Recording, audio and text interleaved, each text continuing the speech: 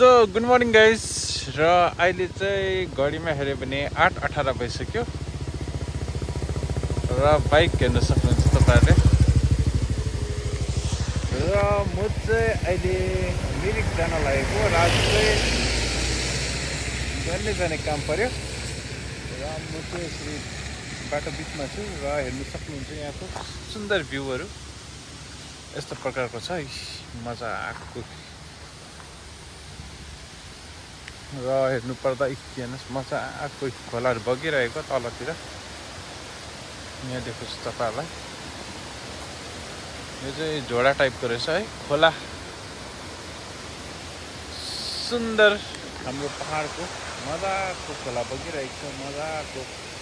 जंगल मजाको tea garden हेर्न सक्नुहुन्छ अगाडि